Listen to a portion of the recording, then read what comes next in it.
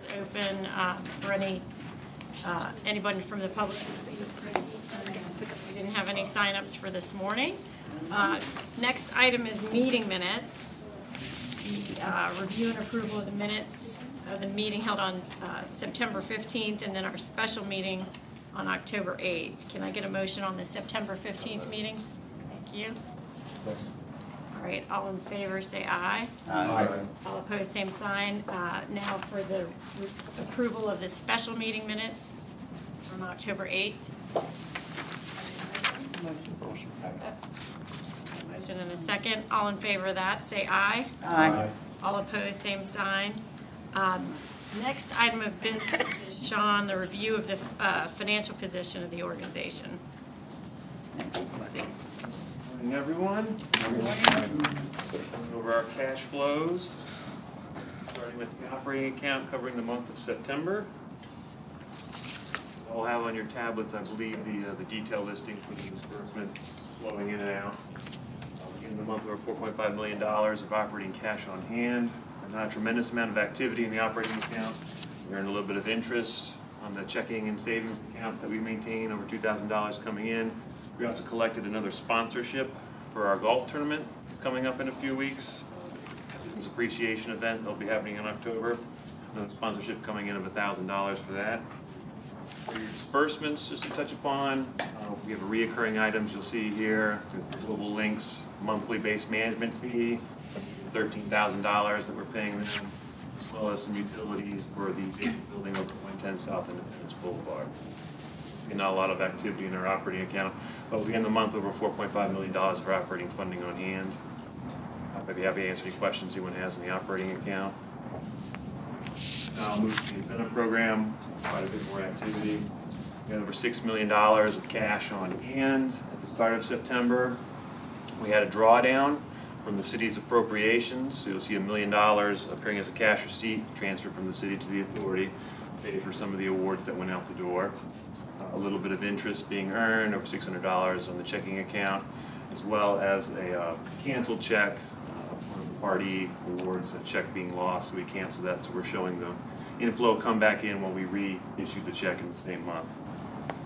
From your disbursements, under your Part A awards, nearly $400,000 in Part A payments that went out to Global Technical Systems, Lingerfeld Commonwealth Partners, In Motion Hosting, and the Brew Collective, all receiving partial payments for their capital investment they made within the city.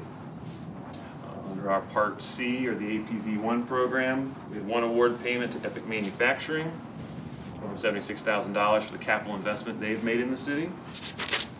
And then under your Part E award, you'll see over $700,000 being expended. We have a separate listing in your financials for all the different award recipients that were paid out, cash that was picked up in the month, detailing who was the recipient and what their award was based on for the amounts. And then finally, the last item we had was the bio initiative. Some of these you'll recognize. There's the monthly accelerator fee, the rent on the space, over $10,000, and then there's the reoccurring monthly consultant fees we have with under the fee development agreement we have for the accelerator. Madam Chair, may I be recognized briefly? Sure. Sean, thank you for that. I just want to confirm to the authority regarding EDIP Part E that, one, I want to thank you for the action you took at your last meeting to allow us to expedite the distribution of those funds. As you can see, over $700,000 has been dispersed since last year you all met. Important to note, and Sean, please confirm this for me, that at this point, one of the things, well, and I should say one of the things that we have to be able to issue these checks is an IRS form, a W-9. That W-9 is important for us because at the end of the year we have to issue a 1099 to every recipient of these grants. And so Sean, if you could just confirm quickly that with the exception of those that are on the docket for consideration later today, we've distributed basically everything that we could based on sort of the collection of those W-9s at this point, correct?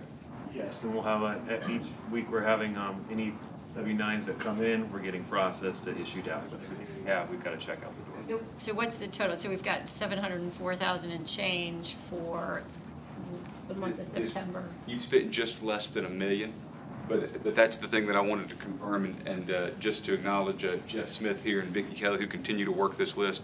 We've reached out to every approved applicant now regarding the W-9, in some cases 2 and 3 times. But just so that you know, every check that can be written has been written. And so the change you all made last week has been a great help to, or last month has been a great help to us. Just want to thank you for that action. Right. Thank you for the update. The last item is our reconciliation for our incentive program going forward. We've adjusted all the receivables and the payables and commitments for the awards we approved at last month's meeting. So we're looking at available EDIP of just over $1.9 million for the future projects.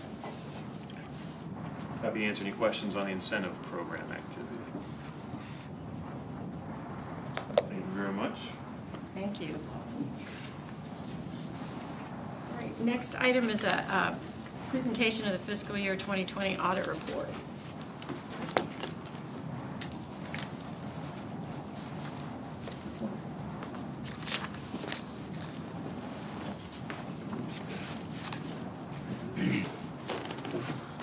Good morning, everybody. Good morning. My name is Greg Bussink. I'm a principal with Clifton Larson Allen. Happy to present to you guys today the results of the financial statement audit. So I'll talk a little bit about our approach, the results, and then make some required communications that we're required to communicate to governance. Our audit is a risk-based approach. There are no new standards this year, auditing standards or accounting standards, so pretty straightforward year other than doing a lot of work remotely. It's a bit of a curveball on its own. Technology worked great from the authority, so I think the investment that you guys have made and the city made the process pretty streamlined and efficient this year. We had regular meetings with management, have a kickoff meeting, status meetings, and then stay in touch throughout the whole process. Audit results, it's an unmodified opinion, it's a clean opinion, it's the best form of assurance we can get, it's what you want. It's a feathered management's cap that they did a lot of hard work this year, came up with good numbers, auditable information, things were ready and on time, and we were able to issue an unmodified opinion on time. The report on internal control, there were no issues there. Our responsibility under auditing standards, ultimately the financial statements are the responsibility of management. Our responsibility is to issue an audit based on the financial statements. Qualitative aspects is really just saying that there are certain soft numbers within the financial statements, the allowance for capital accounts, things like that. A lot of this is boilerplate, but the two big estimates that you have are your fixed assets, depreciable lives, and the allowance for receivables. Those seem consistent and reasonable, and the disclosure were fair and neutral. No difficulties in dealing with management, no disagreements on auditing standards, like things that we wanted to do, or with the information they provided or with the approach they took. You'll see in the letter that we provided that management does sign a representation letter to us at the end of the engagement, where they basically put in writing everything they've asserted to us throughout the process. There were no issues with consultations with other accountants. You may hear things called opinion shopping. None of that wasn't what we're aware of. Same thing with this next bullet point. There were no findings that weren't in the financial statements or anything else. There is some supplemental information within the financial statements. In the back, you'll see some combining schedules and some detail. We don't express an opinion on that, but that information was consistent with what we saw within the financial statements that we audited. And again, I just want to thank Sean and his team, the folks at the city. The process went great. This year we thought it was going to be unusual. We didn't know what we got into when we started. Everything went great. We appreciate their help, and I'm happy to answer any questions. Thank you, we appreciate it. Any questions from the commissioners? No, thank you.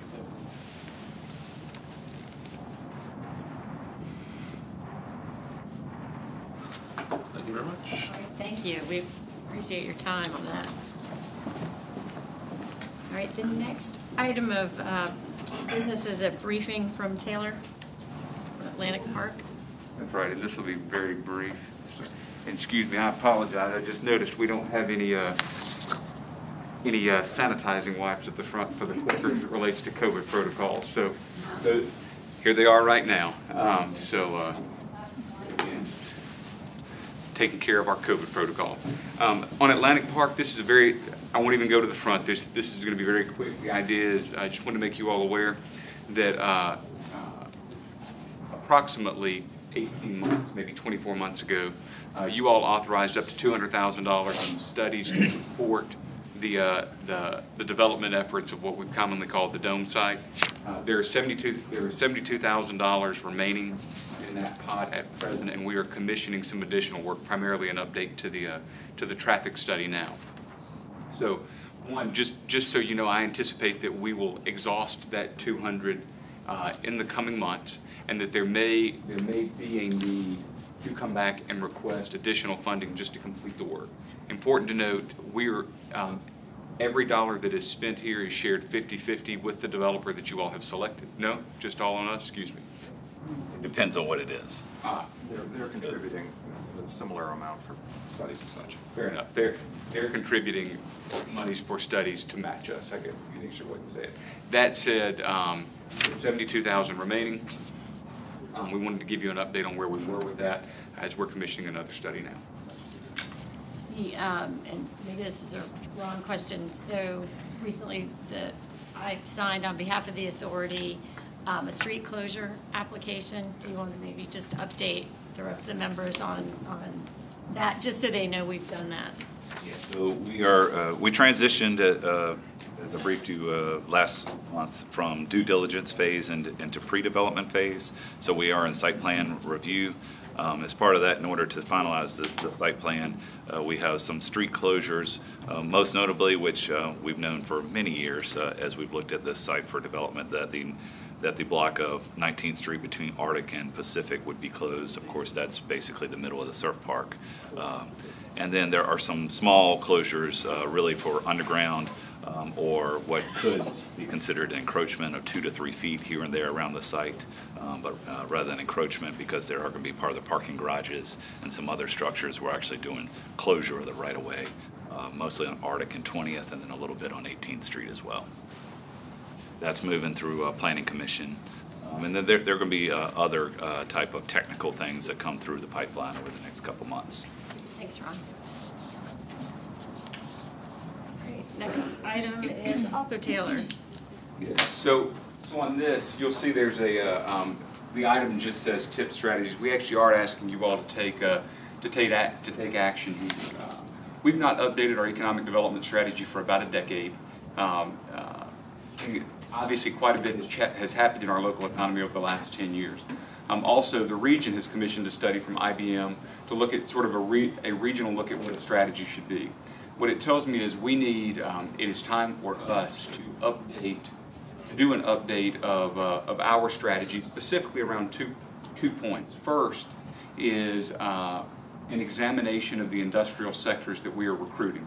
Our market has shifted somewhat in the last 10 years, and so I think also, and so we need to understand what that is. Two, the other thing is we're approaching a point where we are out of real estate. I mean, sitting here today, we have less than 300 acres of available I-1 real estate, greenfield I-1 real estate left. So understanding that our future real estate, as the city is approaching the point where it is built out and we have limited real estate left that's currently zoned for our use, I think it's appropriate for us to update a real estate strategy so that we understand what we can do. That said, we've done some research, and Tip Strategies is a large provider. Basically, they work primarily in large cities. This is an Austin, Texas-based firm, and so what I'm asking today is that this body make a designation that no further competition is practical, consistent with your small purchase procedure based on these 4 points. The first is that the purchase does specifically fit within your adopted small purchase procedures. Two, and this is really the basis of our request, Tip Strategies recently completed a more expansive piece of work for the city of Richmond. The work in Richmond required that the firm gather the economic data on the Commonwealth of Virginia as well as our neighboring states to get a real look at who we're competing with and where we can be successful. Also, one great thing to note is that the Port of Virginia provides service to Richmond and Henrico County via a barge service that runs up the river. were we to do some sort of formal procurement for this, what we would quickly find is the other firms that are in the marketplace that don't have this data would be at a disadvantage that they could not overcome, but given the time in which we need this completed. And so, so for that, we think that this alone provides, on the basis of the request we're asking, with one other point when we get to number 4 that I think justifies this request. As it relates to experience, Tip Strategies is well known. They've done work in addition to Richmond here recently. They've done work in most of the major markets with whom we compete that are our size and larger. And so for us, again, recognizing that we are approaching the 41st largest city in America, we need to have data that is consistent with what our peers and our competitors are seeing. And Tip Strategies is certainly a well-known provider in that space. And then here's something that also fits within your small purchase procedure, where Tip Strategies is not minority owned. And what is minority owned? In the Commonwealth of Virginia, that means at least 51% of the company has to be owned by basically someone who could identify successfully within one of the categories called out in the Civil Rights Act. That said, though, the firm is minority-led. The president of this firm is an African-American female who is very well respected in the field, and we feel advances this body's and the City Council's social equity goal. And so, with that, we would ask that you make a designation that no further competition is practical regarding the contracting with Tip Strategies for an update to our economic development strategy in an amount not to exceed $50,000. Thank you, Taylor. Any questions of Taylor? The data that they use from Richmond, is that something that we have to pay something for, or is it something free? Great question. So basically that is, because they have that data, we are not having to buy the data. It just comes into our market. There will be, as part of this scope of work, there will be some validation here in our local market to confirm that what they saw in the market in Richmond is accurate here as well. As we compete with Richmond and Henrico every day, I can tell you it will be consistent. But also, I will tell you, as it relates to industrial development, now, Northern Virginia really is a thing in and of itself. The location of Amazon HQ2 is a great example of that. But when you're talking about competing for manufacturing uses, I would tell you Henrico is within the Commonwealth, is the community with whom we compete most directly, so we're confident that the data will apply. Similar question, but slightly different angle. Given that they have done work with an area that we compete with, is there any limitation in scope for the work that they're doing here because of what they did for Richmond? Not because of that work, only because we wanted it. So what I don't, and this is why we're limiting, and that is, thank you for the question. The reason that we are limiting our scope specifically to the industrial sectors with which we should be focusing, and then also an update to our real estate strategy. I don't want them diving into our marketing strategy because the work they did in Richmond extended to a marketing strategy. And so I do think that there's a subsequent piece of work that we will look at by way of marketing strategy that is separate and distinct from this. But I do think that this piece of work for these two sectors specifically basically allow us to take advantage of the data they already have and bring in a better proposal for the money that you would be spending. I should also mention that this expenditure was contemplated and approved in your budget. But so specifically, the thing that we are asking for here is the designation that no further competition is practical. Taylor, I have a question. So if we get the benefit of the data that they have on Richmond, presumably they could use the data that they gather for us to use somewhere else. Is there any of that we would want to keep confidential, or is there any need to protect any of that information? So that is our next conversation with them. Absolutely. As it relates to the work that they do for us, any market-specific data that they uncover about Virginia Beach, obviously we're going to want to protect. The broader economic data, and Richmond, by the way, Richmond and Henrico are going to want that same specific local data isolated as well. For us, really, the data we'll take advantage of here is broader economic data that sort of informs basically informs what can be done in the Commonwealth. A lot of it will be VEDP goals that they already have. So it's important for us to know what the governor's team is focusing on, because that lets us know. That lets us know sort of indirectly the type of project that the governor will invest in. So that said, we need that. Also for us, we need to know what the port's looking at, and so that's the kind of data that we're looking at here. Thank you. Any other questions for Taylor? So the ask is that we make a determination that no competition is practical, That's correct. so that we can move forward and enter into a contract with this That's right. provider. And I should say no further competition, because we did a survey of other firms. The thing is, from what we found is any other firm that had to gather this economic data would have basically would have added costs that would have taken us beyond your appropriation. Also, it's important to note that this firm is familiar with the IBM study that the region did, and so not having to get up to speed on that expedites their timeline. What is the timeline? What's that? What is the timeline? So I'd like to have this completed by the end of February. Fast. All right, can I have a motion then? Motion to approve? Second, all right. We've got a motion and a second. All in favor, say aye. Aye. All opposed, same sign. That motion carries. Thank you, Taylor. The next, I think you're going to give us an update. And so this one, no request for action here, but this is the second step following the next one, and it's just that, as we're as you all have sort of and by the way, thank you for your assistance as we have restaffed here. We are approaching the point where the team is built out again, and so as a result, we've come to you, and it's now time to update our economic development strategy. As soon as that work is complete, it's time for us to get to work on a marketing strategy. How do we basically how do we align our marketing activities to the economic development strategy that we hopefully have by the end of February? And so this is an operating budget expense. There will be a full RFP for this one, as we know that there are ample players within the Commonwealth and broader sort of multi-state region that can deliver this service. So the goal is, we wanted to make you all aware, we'll be initiating this RFP. We don't anticipate that this will be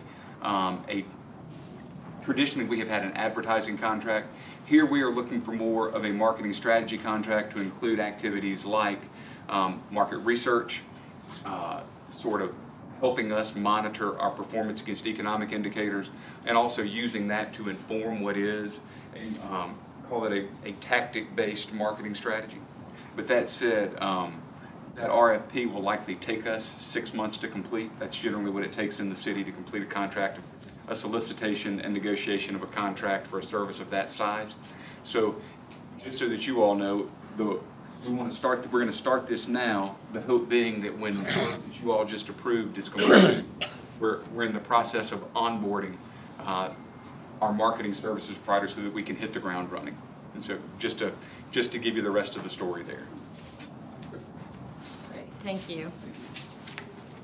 Next item of business is request for approval with regard to communications facility management agreement, ESON, I think. It's ESON, okay. Let's say, is it still me? We'll let you sit down for a little while. Good morning, everyone.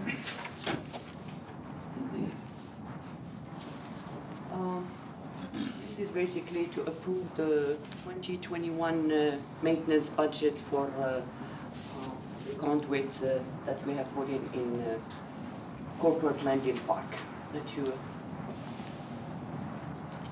need to look at the disclosures.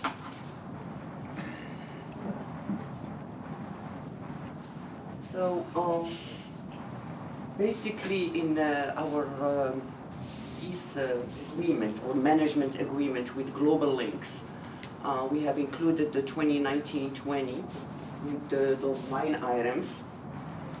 We only have we only have used 16,500 that were spent in 19-20. mostly because the conduit is still new and the manhole, so they only had to do like few cleaning and that sort of things. So they invoiced us for $16,500, and the rest got carried to the 2021 budget. We added line items of close to $12,000, but basically just to buy equipment, safety equipment mainly to perform those maintenance. So, and to date, they have signed one lease with CenturyLink with the $40,000 annually and $3,000 maintenance also. So give us a close to $100,000. They still have several inquiries that they're working on. So we're recommending approval of the 21 maintenance budget. Now, will we get a maintenance, I guess the maintenance component of the agreement will change every year, and so you sit down with them and figure out what they've spent versus what they anticipate spending? We're in constant communication with Global Link, so we know what they're doing, what needs attention. But for now, the equipment is still new. So. And usually fibers, they don't need a whole lot of maintenance. Well, and it's good to hear that they're talking to a lot of potential users as well. Okay, any questions for Isan? Can I get a motion? All right, thank you, Todd. And a second? Second. All right, we've got a motion and a second. All in favor say aye. Aye. All opposed, same sign. That motion carries. Thank you. Thank you. This one I think is you, either Taylor or Jeff. This is a approval for a resolution authorizing a VIP Part E. This is the additional recipients. Good morning, how are you? Very good morning, how are you all? Board members. I'm before you now. Hopefully you all received in your packet prior to today the prayer for the last list for the VIP Part E. I'm before you now for any questions you may have. If no questions, if you all move forward and approve the resolution for the last part of Part E. Motion to approve. Second. Actually, before we get to that, I will be abstaining from 40 of these. I don't know how many total, but in an abundance of caution where my firm is either representing the landlord or has done work for the applicant, I'm going to go ahead and abstain from those. So I'd like to We'll have a letter on file. indicate that from the record, and the full list will be on file. So we've got a motion, a second. Any other abstentions? Who was the motion and second? I was second. Great. It's good to get the rest of that money out to businesses that need it. So all in favor say aye. Aye. Aye. All opposed, same sign. Thank you. That motion carries. Next item, three items or three applicants that need to be amended based on a wrong amount that we approved previously or wrong designee. So if you all can approve that resolution as well, I'd appreciate it. All right. Motion to approve. Second. And I would just note that there were no previous abstentions on any of these three applicants by any of the commissioners. And this is simply an opportunity, a situation where we found that there was a more advantageous scenario that we could offer to this applicant that had already been approved with no abstentions. Great. And we have a motion and a second. All in favor of that motion, say Aye. aye. All opposed, same sign. That motion carries as well. Thank you. Yes. Next is our new CARES Act. And if I may, on the last two items, I do want to thank you all once again for the procedural change that you made last month, as it has fundamentally changed the rate at which we could get this money out the door. As you saw, practically $1 million out the door since you last met, and we were confident that assuming that we can continue to collect these W-9s and get businesses to bring them into us, that we can wrap this up very quickly. As it relates to the next to item number 12. And so these are the first 116 applications that we received for CARES Act funding through the city's unified portal. There is, I will tell you quickly how these were scored. All fields were required. This was an electronic submission, so we knew that applications were complete upon submission. The only piece that really had to be evaluated was that the team would pull down the receipts that were submitted, ensure that those were, one, accurate, but two, totaled to the sum that the applicant was requesting.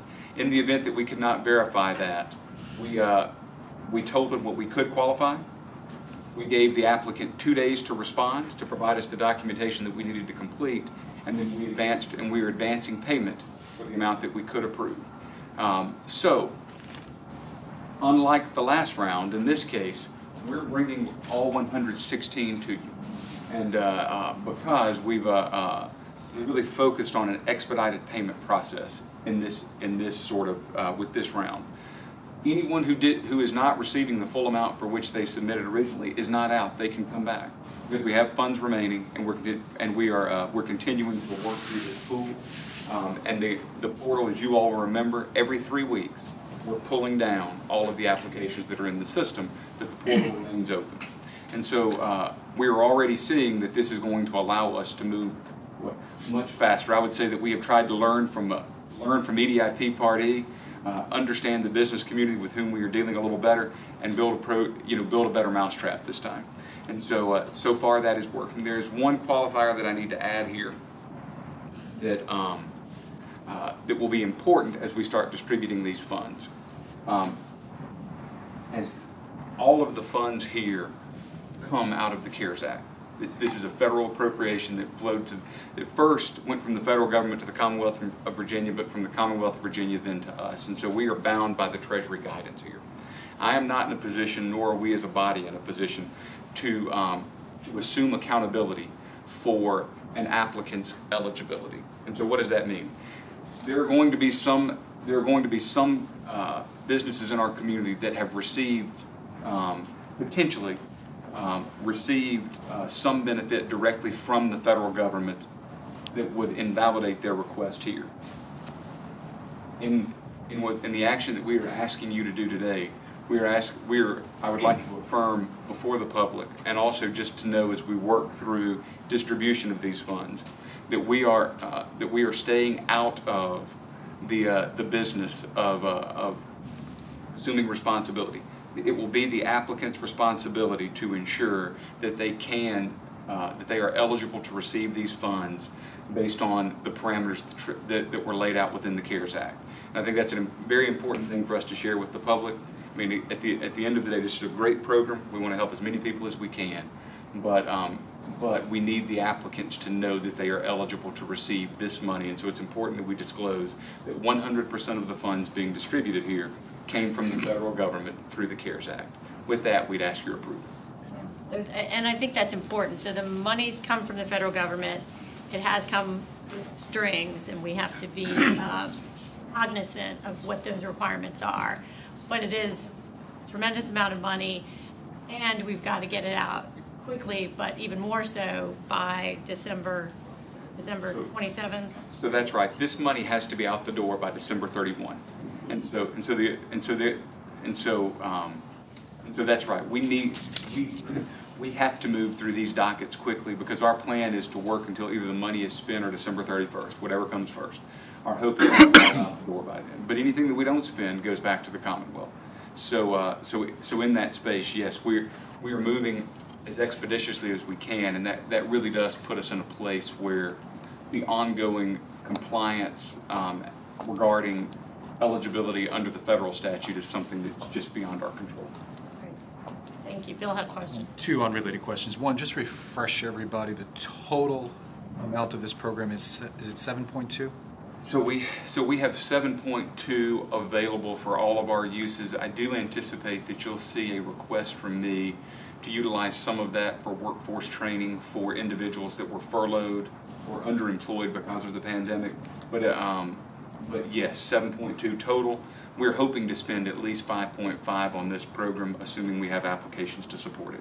Okay, I appreciate that. The second one, very specific to this request and resolution. You made reference to our list of 116, which we all received. There is 1.478 of total applications. There's 1 million and change of the, let's call it verified column, with a good number of them being blank. What are you asking us to approve here? Just those that have... Just the verified total. So that 1.022. That's correct. And here's the basis for that. Is, as I mentioned, because we are on the clock to get this money out the door. The first column represents everything the business has requested. Right. The million, the 1.03 that we're asking you to look at, is the amount that we could verify fit within the program that you established. And it's important to note any gap there. Every business was provided an opportunity to give us additional documentation to support the request. But I'll tell you, so for example, something that we saw a lot of, people didn't submit receipts, they submitted bank statements, and a bank statement that in no way told us what they were paying for. And so that was something that we could not in good conscience validate. We gave, every one of those businesses was given an opportunity to give us documentation to support that expenditure. We gave them a 48-hour window to do that. If they didn't, we advanced the amount that they could, that we could verify, understanding they could come back. As you all will remember, you established a maximum possible grant of $25,000 here. So whatever someone has gotten less $25,000, they are welcome to come back for the remaining total. Okay, so the folks who are not, or who are listed here but have zero amount, they would be on a subsequent request? That's right. It's provided they give us the documentation we have requested. I'll just also point out, just for everybody's benefit, the 1.478 is actually in excess of what would be allowed, because some of the requests were in excess of 25,000. So even if everything was approved, it still wouldn't be the 1.478. That's exactly right. It would be something less than that. Thank you for that. That's exactly right. Yes, sir. Thank you. No further questions. All right, Taylor, what do we have to do to do a better job of getting the word out that we have this money? Because it seems like there haven't been as many businesses applying. How can we? So at this point, we're working on that now. We issued another press release last week. It's important to note, when you all initiated this program, we sent a card, a physical mailer to every basically postal address in the city of Virginia Beach. So we cast as broad a net as we possibly could. We also distributed this through all of our traditional channels. We are continuing to promote this on our website. We are continuing to promote this on social media. As I mentioned, we put out another press release last week when we reopened the portal. We'll do so again next week. The biggest thing that I would ask, though, is for anyone in the public who's watching this, please tell business owners that you know that are impacted by this pandemic that it is our desire to pay this money out as quickly as possible. We can go up to $25,000 per. One of the things that I would tell you that would be a great use of this that we're starting to see applications for is as restaurateurs in our community are winterizing their outdoor seating that they added to achieve sort of greater seating capacity with indoor limitations. We are seeing requests coming in to for the $25,000 to participate in that winterization. We think that's a great use of this money, and so we would just say that the only caveat is we need to be able to say that you're doing this attributable to the pandemic, and that we're reimbursing you for funds you have already spent. So I would we'll continue to pump the word out however we can. Jeff, if I'm not mistaken, in addition to these 117, I think there were 28 in the last, and so there were only 28 applications in the next batch that we pulled down. We are seeing a little more activity in this round, but yeah, we would welcome any and all applications. So if somebody goes to the Economic Development website, where would they find this? Is it COVID relief or? So the easiest way to find it is, well, and so I would tell you the easiest way to get to this would be to go to the city's unified portal, because the city's looking for, basically there are three potential pots of money. There's one for not-for-profits, there's one for individual assistance, and then there is the pool of money that we are administering here. So we would encourage anyone in the city to go to the unified portal on the city's COVID response page and look sort of look at, go ahead, Ron. So the easiest way is vbgov.com. Yeah. Click at the top where it says coronavirus information. Yeah, so And then resources is on the top tab to the right. Go down to business and there's a portal. And so that's the city's, and that's the city's COVID response page, and that is the best way to get it. Businesses that are accustomed to dealing with the Yes Virginia Beach site, also Yes Virginia Beach, to our departmental COVID response page, and there's a link directly to the application there. And so we would encourage anyone who can to please go fill out an application, submit the receipts. We've tried to make it as straightforward as possible, and we would welcome the applications. And it's essentially reimbursable expenses that were incurred as a result of responding to COVID. Up to 25,000, yes, ma'am. So does this represent all the people that have applied so far? All of the applicants in the first three-week period. Okay. So there was a second batch that we took down last Monday. Those are being evaluated now. And so our hope is to have 2 batches ready to present to you at your next meeting. But this is everyone that came in the first batch. Any other questions? Diane? You know, I know that we cannot help the airlines, but I just received an email sitting here from a friend, and she says the airlines are, she's from Delta, you've met her, are suffering. We're hoping we can get some CARE Act. They cannot, I guess, through the city. She says they're not going to do furloughs, but they all took a tremendous pay cut, the pilots and the staff, so therefore they won't be working. And we should be able to help these people in our community who live here. And that's a good point. And as Taylor said, the money that came to the city, there's designated funds for individuals, for nonprofits, and we handle the business piece of it, but there is other funding available as well. Any other questions?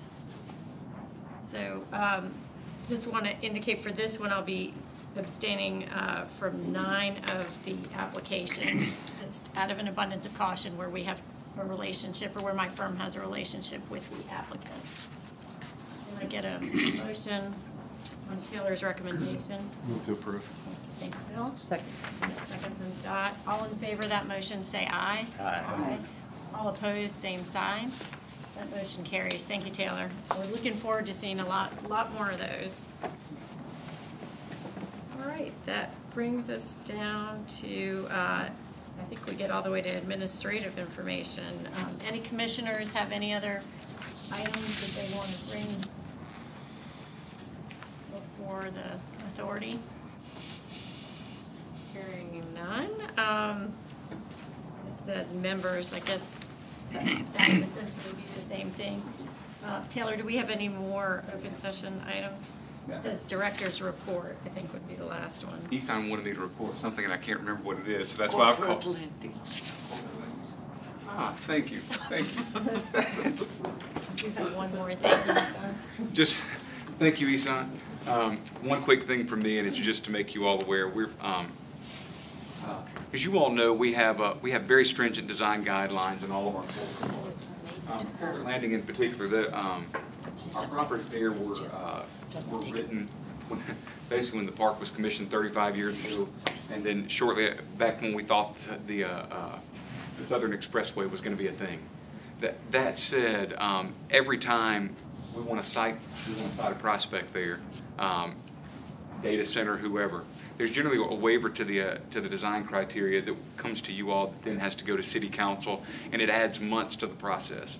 As we are seeing, as we are really on a hot streak coming out of your announcement with premium PPE last month, also acoustical sheet metal, as well as ASG, and all of the great announcements, SJS, all of the great announcements that we've already made this year. We're seeing that the time to get that done is making us less competitive within the region and with some of our peers to the south in particular.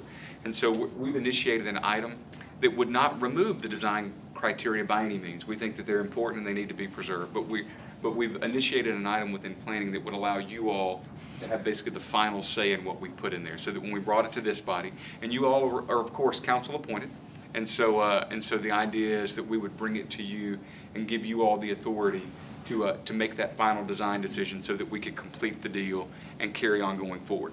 Now, this will have to go through the zoning commission, basically planning and zoning, as well as through the planning commission, as well as to city council. So I cannot tell you how this will play out, but just wanted you all to be aware if you see the because as we move forward as VBDA and the owner of the land, you all will be listed as the applicant. So I think that's a good point. When Corporate Landing was rezoned, there were proffers that were proposed in connection with that rezoning, and one of the proffers is to these design guidelines, which are the design guidelines that we essentially administer. But anytime anybody wants to deviate from those, because that was part of the proffers, they have to go through this process. That's right. So we'd essentially be modifying the proffers. That's correct. To reflect more updated design guidelines. That's correct. Okay. And the idea would be, and this is not a criticism, this is just the time the process takes. It takes about 4 months to navigate from the time that we initiate, from the time that we start this action with you all to the time that we get it before City Council. As it relates to public notice periods and conversations, it takes about 4 months to get through the process. And in the world of industrial recruitment, that is an eternity. If we can find a means of removing that 4 months from the process, we put our community in a better position to compete. Thank you for the update on that. Taylor, if that's it, the chair will entertain a motion to recess into a closed session pursuant to the exemptions. Open meetings allowed by section 2.3-3711A Code of Virginia as amended for the following purposes. Contracts, discussion of the award of a public contract involving the expenditure of public funds, including interviews, bidders or offerers, and discussions of the terms or scope of such contracts, where discussion in an open session would adversely affect the bargaining position or negotiating strategy of the public body pursuant to Virginia Code 2.2-3711A30. Prospective business or industry, discussion concerning a prospective business or industry or the expansion of an existing business or industry. No previous announcement has been made of the businesses or industries' interest in locating or expanding its facilities in the community pursuant to Virginia Code Section 2.2-3711A5, and publicly held property, discussion or consideration of the acquisition of real property for a public purpose or of the disposition of publicly held real property where discussion in an open meeting would adversely affect the bargaining position or negotiating strategy of the public body pursuant to Virginia Code Section 2.2-3711A3. Can I get a motion on that? Move. Second. We've got a motion and a second. All in favor? Aye. Say aye. Aye. All opposed, same sign. No. Yeah, oh, yeah, I thought we needed a roll call vote on that. Okay. William Brown, Aye. William Brunke, Yes. Taylor Franklin, Yes. Lisa Murphy, Yes. Joe Strange, Yes. Gunter Wiesenhuisel. That's a tough one. Close. Yes. At least you're done. Need training on that last name, please. Weisensale. Weisenseel. Thank you.